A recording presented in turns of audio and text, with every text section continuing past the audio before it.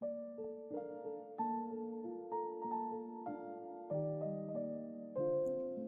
Friends, मैं हूँ ज़रना पटेल और स्वागत है आप सभी का मेरी चैनल ज़रनास रेसिपी में। तो फ्रेंड्स, ये रेसिपी खास उन लोगों के लिए है जिन लोगों को पिज़्ज़ा खाना बेहद पसंद है लेकिन पिज़्ज़ा नहीं पसंद है। तो ये पिज़्ज़ा की रेसिपी मेरी खुद की 25 साल पुरानी रेसिपी है और ये पिज़्ज़ा खाने में इतना टेस्टी लगता है कि पूछो ही मत। तो चलिए फटाफट ये पिज़्ज़ा की रेसिपी की शुरुआत करते हैं। तो सबसे पहले हम पिज़्ज़ा के लिए मसाला बनाएंगे। तो उसके लिए यहाँ पर मैंने एक मीडियम साइज का आलू लिया है। आलू को हमें छील लेना है। तो इस तरह से आलू को मैंने छील लिया है। अब आलू का हमें छोटा छोटा टुकड़ा कर देना है और इसको हमें बॉईल करना है। तो यहाँ पर ये सारा मेजरमेंट है वो एक पिज़्ज़ा के हिसाब से है। अब ये आलू के टुकड़े को हम कुकर में डाल देंगे और उसके अंदर हम थोड़ा सा पानी और थोड़ा नमक डाल के कुकर का ढक्कन बंद करके इसकी हमें 2 से 3 विसल लगा लेनी है।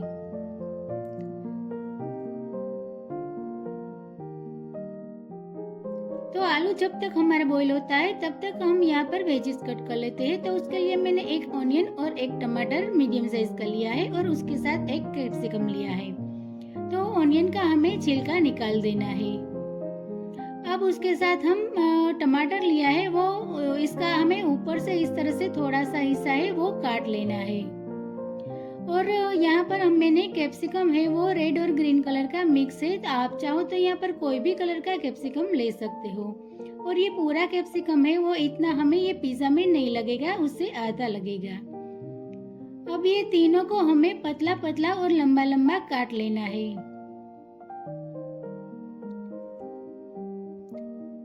तो इसकी जगह आप इसका छोटा छोटा टुकड़ा भी कर सकते हो। तो यहाँ पर हमने टमाटर का बीज निकालकर ये तीनों का इस तरह लंबी लंबी स्लाइस में कट कर लिया है। अब ये पिज्जा का स्वाद को 100 गुना बढ़ाने के लिए यहाँ पर हमने एक स्पेशल सॉस बनाना है। तो उसके लिए मैंने यहाँ पर 10 लहसुन की कलियां ली है, इसको हमें छील लेना है। अब इसका हमें एक स्पेशल सॉस बनाना है। तो ये लहसुन की कलियां मैंने इस तरह से एक खलबट्टे में डाल दी है और इसके अंदर हम आधा चम्मच सॉल्ट डालेंगे। तो सॉल्ट डालने के बाद इसके अंदर हम 1 छोटी चम्मच रेड चिली पाउडर डाल देंगे और ये दोनों को डालने के बाद इसको हमें अच्छे से इस तरह से कूट लेना है, यानी कि एक चटनी जैसा हमें बना लेना है। तो यहाँ पर आप देख सकते हो ये मैंने लहसुन को अच्छे से कूट लिया है और ये चटनी हमारी बनकर तैयार हो गई है। अब इसके अंदर हमें 3 चम्मच टोमेटो केचप डालना है और टोमेटो केचप डालने के बाद ये चटनी के साथ हमें इसको अच्छे से मिक्स कर लेना है। तो इसी तरह से ये पिज्जा सॉस है वो ये पिज्जा के साथ एकदम टेस्टी और बढ़िया लगता है। तो आप एक बार इस तरह से ये सॉस को और ये पिज्जा को जरूर ट्राई करना। तो ये पिज्जा सॉस को मैंने एक बाउल में निकाल लिया है।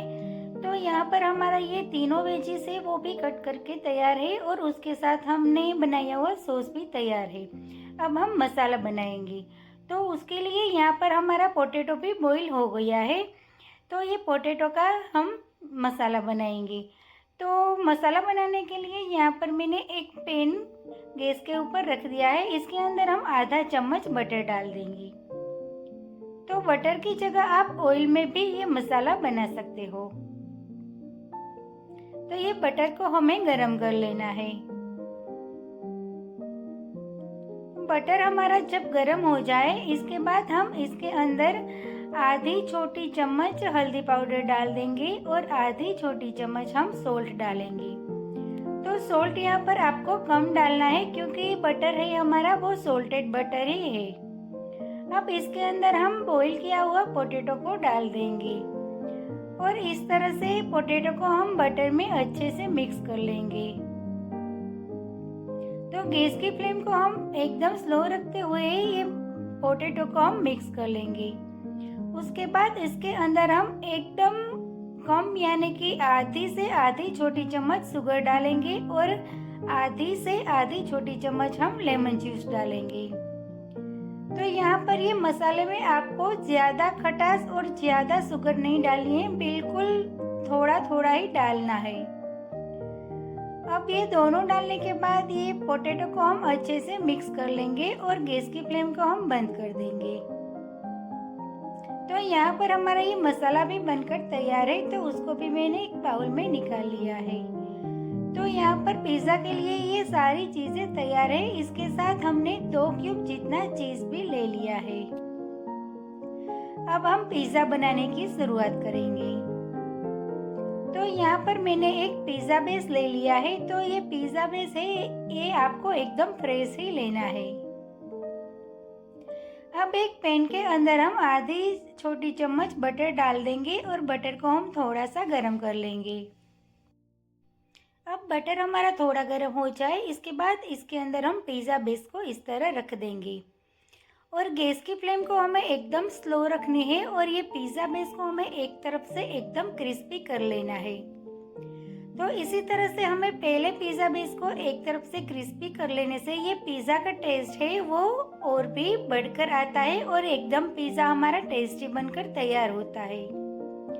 तो यहाँ पर आप देख सकते हो हमारा ये पिज़्ज़ा बेस है वो एकदम क्रिस्पी हो गया है एक तरफ से, तो उसको मैंने एक प्लेट में निकाल लिया है। तो पिज़्ज़ा के लिए यहाँ पर हमारी सारा इंग्रेडिएंट्स और सारी चीज़ें तैयार है। तो पिज़्ज़ा को हम असेंबल करेंगे। तो यहाँ पर हमने ये पिज़्ज़ा बेस को ले लिया है। तो पिज़्ज़ा बेस को हमें जिस तरफ से सीखा है वो तरफ हमें ऊपर रखनी है। अब इसके ऊपर हमने बनाया हुआ हमारा एकदम टेस्टी और टेंगी सॉस को हम निकाल लेंगे। तो ये सॉस हमारा एक बड़ा चम्मच जितना बनके तैयार हुआ था। तो ये सारा सॉस है वो हम ये पिज़्ज़ा बेस के ऊपर इस तरफ से अच्छे से स्प्रेड कर देंगे। तो इसी तरह से पिज़्ज़ा बेस के ऊपर हम ये सॉस को अच्छे से चारों तरफ अच्छे से हम स्प्रेड कर लेंगे। तो फ्रेंड्स ये पिज़्ज़ा सॉस है वो खाने में एकदम टेस्टी लगता है। अब ये पिज़्ज़ा सॉस को हमें ये पिज़्ज़ा बेस के ऊपर स्प्रेड करने के बाद इसके ऊपर हम ये मसाला को स्प्रेड करेंगे। तो इस तरह से हमने ये पोटैटो का मसाला बनाया है वो हम बिल्कुल हल्के हल्के हाथों से चारों तरफ हम थोड़ा थोड़ा रखकर इस तरह से हम अच्छे से स्प्रेड कर देंगे। तो फ्रेंड्स हमने एक आलू का मसाला बनाया था। तो एक पिज़्ज़ा के लिए एक मीडियम साइज के आलू का मसाला है वो उसका परफेक्ट मेजरमेंट है। अगर आप चाहो और आपको अच्छा लगे तो आप इसमें मसाला की क्वांटिटी थोड़ी ज़्यादा या कम भी कर सकते हो, लेकिन इतनी क्वांटिटी एक पिज़्ज़ा के लिए इनफ है। तो इस तरह से हम चम्मच की मदद से या तो फिर हाथ की मदद से ये आलू के मसाला को पिज़्ज़ा के ऊपर हम अच्छे से स्प्रेड कर देंगे।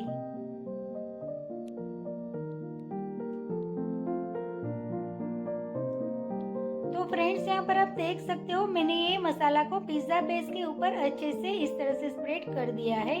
तो ये खाने में एकदम टेस्टी लगता है। अब इसके ऊपर हम वेजिस को रखेंगे। तो पहले यहाँ पर मैंने कैप्सिकम की स्लाइस ली है। तो इस तरह से कैप्सिकम की स्लाइस को हम पिज़्ज़ा के चारों तरफ राउंड शेप में इस तरह से हम बीच बीच में थोड़ी थोड़ी जगह रखते हुए हम इस तरह रख देंगे।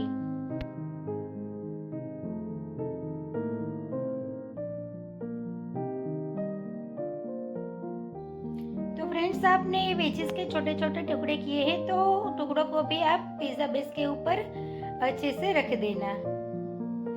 तो यहाँ पर मैंने कैप्सिकम को इस तरह से पिज़्ज़ा बेस के ऊपर रख दिया है।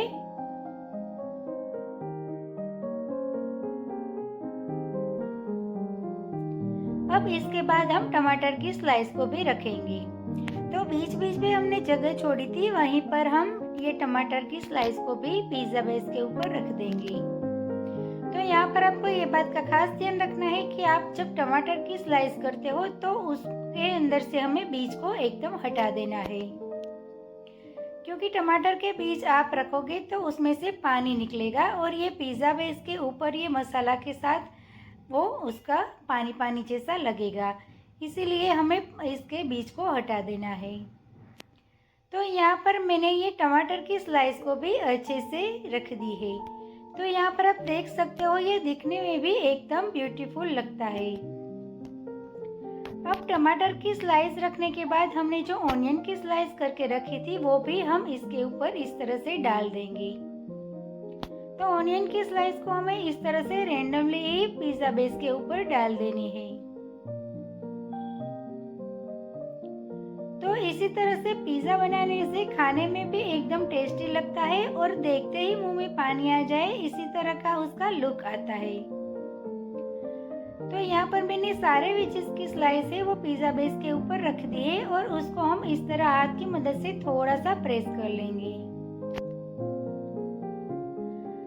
अब इसके ऊपर हम चीज को ग्रेट करके डालेंगे। तो हमने यहाँ पर 2 क्यूब जितना चीज लिया है, तो 1 क्यूब जितना चीज है वो हम पहले इसके ऊपर इस तरह से बारीक ग्रेट करके डालेंगे और थोड़ा सा चीज इसको हम बचा कर रख देंगे। इसको हम बेक करने के बाद ये पिज्जा बेस के ऊपर डालेंगे। तो मेल्ट किया हुआ चीज और ऊपर से हम ऐसे ही चीज डालेंगे तो ये दोनों का टेस्ट है वो ये पिज्जा में एकदम अच्छा लगता है। अब ये पिज्जा हमारा बेक होने के लिए बिल्कुल तैयार है। तो आप देख सकते हो कितना अच्छा हमारा ये पिज्जा लगता है। अब इसको हम बेक करेंगे। तो मैंने वही पैन में फिर से आधी छोटी चम्मच बटर ले लिया है। तो बटर जब हमारा थोड़ा गर्म हो जाए इसके बाद इसके अंदर हमने ये तैयार किया हुआ पिज्जा है इसको हम इसके अंदर रख देंगे। तो फ्रेंड्स यहाँ पर आपको खास ध्यान रखना है कि पिज़्ज़ा बेक करते समय हमें गैस की फ्लेम को एकदम स्लो रखनी है ताकि पिज़्ज़ा हमारा जले नहीं और एकदम क्रिस्पी बनके तैयार हो जाए। तो वो क्रिस्पी बना हुआ पिज़्ज़ा है वो खाने में एकदम मज़ा आता है। अब इसका हमें ढक्कन लगा देना है और 10 मिनट के लिए इसको हमें बेक करने के लिए रख देना है। तो 10 मिनट के बाद इसका ढक्कन खोलकर हम पिज़्ज़ा को इस तरह से चेक करते हैं। तो पिज़्ज़ा हमारा नीचे से एकदम क्रिस्पी बनके तैयार हो गया है। तो पिज़्ज़ा को हम निकाल लेंगे और गैस की फ्लेम को हम बंद कर देंगे।